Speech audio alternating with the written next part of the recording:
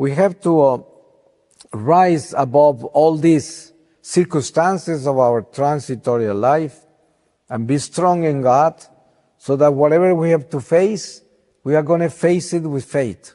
We are going to face it with hope and strength. And this is what we have to pray for every day, for God to give us the grace to be strong, to beat fear, to stay free from fear, and to be accepting always that God is present and God's will is mysterious. Sometimes the silence of God is extremely painful, but God is perfect. And since this is transitorial, yes, I give an example related to the silence of God, and it is the apparition of Knock in Ireland. I call it the silence of Knock. I'm actually writing a book for a long time about the silence of Knock. And it is an apparition that has an unspoken message.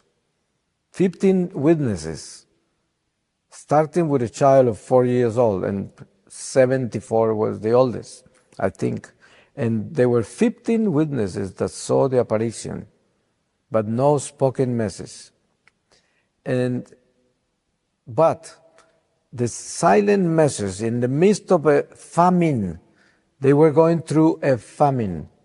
The Brits have stolen and killed them and enslaved them, and they were not allowed to be Catholics to profess their faith. It was a horrifying situation. And they were all starving. And this priest celebrated 100 masses for the holy souls. And the day of the apparition was the 100th day of the masses. And this is the way the souls in purgatory replied to the priest and the congregation. Our Lady appeared with Saint Joseph and Saint John the Evangelist. And there was an altar with the Lamb surrounded by angels. This is the most beautiful apparition. And the message was like silence. It's like saying, we are with you. Die in peace. It's like saying, we are not going to solve your hunger.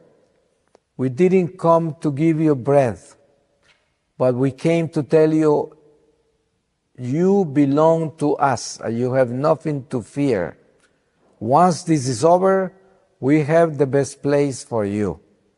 And this is the gift. You see, it's an extraordinary supernatural gift. I tell people, Knock apparition is an apparition for the future.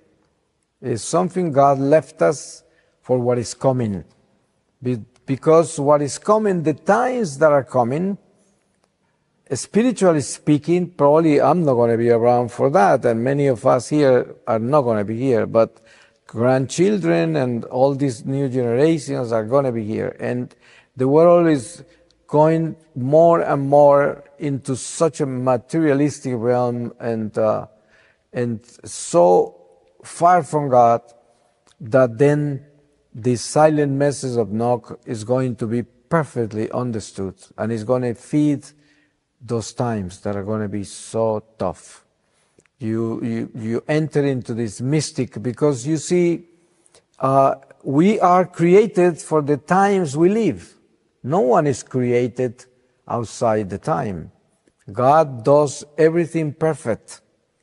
We are created for today, and we are able to hold this civilization in our hearts. No matter what happens in this earthly life, it's not going to be bigger than the structure we have in us that God gave us to survive in this world He sent us to live. So all of us are equipped. All of us are prepared. God is perfectly just. So we are able to face whatever we have to face until the day we go. So if we look ahead, we can see that future generations need even stronger structures, stronger talents and capacities to defend themselves from what is coming. And it's really beautiful to see the youth in the church and to know how equipped they are to face this world and to understand it. See, from the material levels until the spiritual ones, the battles. Because the battles go along with civilization. See, human intelligence travels along these cycles of humanity through the years until Jesus comes back. It's a plan of God. So we grow in different levels, intellectually, emotionally, spiritually, and we have all these levels of growing. And civilization after civilization, we go into different levels as time goes by.